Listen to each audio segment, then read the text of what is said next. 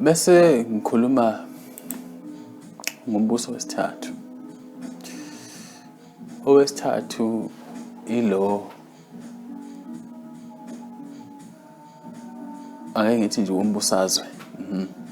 Sizobeka kanjalo ukuthi singadideki. Ake sithi umbusazwe. So kahle kuzomela uqaphele ukuthi emhlabeni ubukhosi sebuchithiwe. Okay? Now uma sikhumbula kahle thina nje la kwantu ubukhosi buyilento obuyini buuselwa empilweni. Kangangoba siyakhumbula ukuthi sinendaba eningi la ekhuluma ngamakhosi ayenza imanga. Angithi phela kufanele ngoba umdali uyena ubeka inkosi bese eyinikeza amandla athile ukuze ifeze izinto ezithile. Yabona? Uyabona nje inkosi yalaba abawubhungane umthimkhulu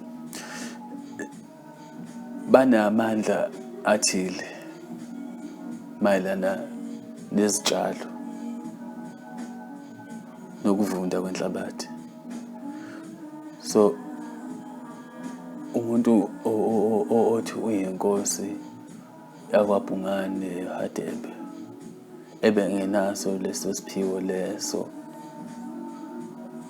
akusenkosi leyo oselo. Amakhosi nje ayeba nayo leyo nto leyo ukuthi lona inkosi ke futhi angazi futhi mhlawumbe kuzomele futhi ke ngithole ithuba mayiqhubeka iminyaka ke ngiqoqe wonke lamakhosi enu ngithi ake angenzele izinto zasemakubo ngoba phela angithi manje siyayeka ukudlala siyaphuma ekudlaleni.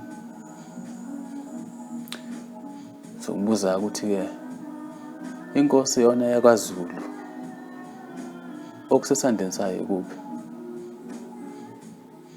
Inkosi yasemkhizaneni sesandleni sayo kuphi?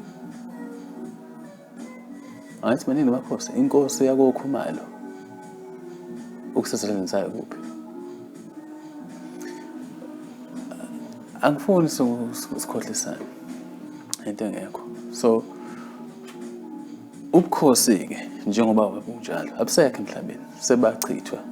Buchithwa nje yilo mbuso lo ongale emva kwethu walaba abaxoshwayo.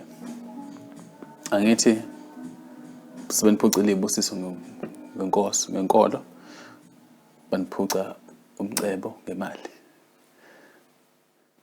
baniphuca ubukhosi ngombusazwe. Lokho nje umsebenzi wombusazwe.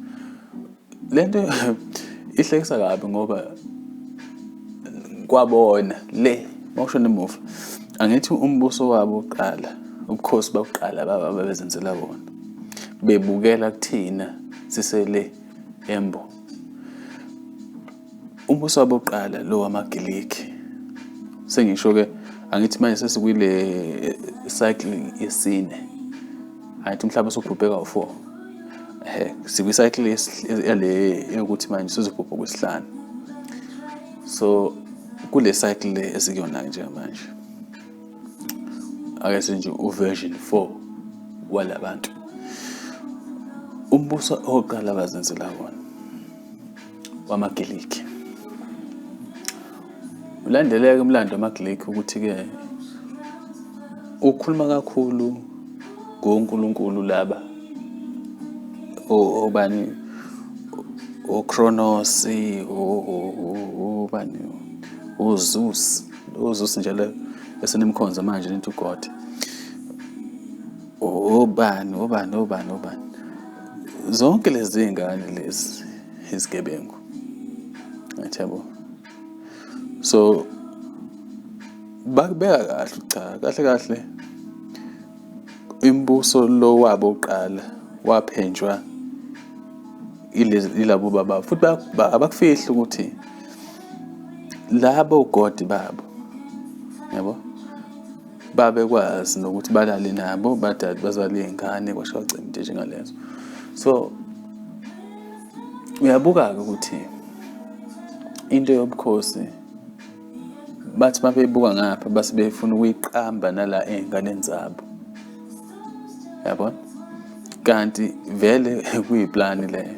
So baqala-ke eGreece, bakhanda ubukhosi baseGreece, hhayi nangu-Alexandra lapha, okay. Wawa-ke umbuso ka-Alexandra, kwavumbuka khona eceleni kwakhona nje eGreece, kwavumbuka lo waseRoma, angithi kwavumbuka waseRoma, kwahamba wawa nawo, kwase kuvumbuka muphi kwanele sekubona manje, ngicabanga ukuthi okuyiwona lo wamaBrithani. Ubheke leli gama elithi Britannia-ke, ukhumbule ukuthi ogodi baseGreece babelana nabantu kuzalwe iy'ngane. Igama elithi Britain, elithi British, naleyo nto leyo kanje suke ukhunjuzwa ukuthi imvelaphi yalo mbuso waseBrithani ukuphi. Okay, fine. Kuthe ukuhamba kwesikhathi lo wembuso umbusazwe wathi no man, sesi-ready-ke manje ukuthi singahamba emhlabeni sibhidlize yonke le mibuso ekhona. Ayithi yabona, futhi ukhumbule ukuthi uma bebhidliza umbuso ngapha bafaka inkolo, bafaka imali, akushiyani. So bahambe-ke bafika e-Afrika, bashaya abantu, kwabulawa amakhosi, kwangenani uhulumeni, umbusazwe futhi lo mawubona ukuthi labantu indlela yombusazwe bayithatha kude, okay, sizobanikeza amakhosi.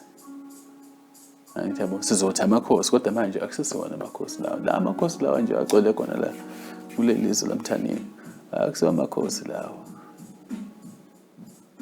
Kodwa-ke olunye udaba lona. So umbuso wesithathu, umbusazwe.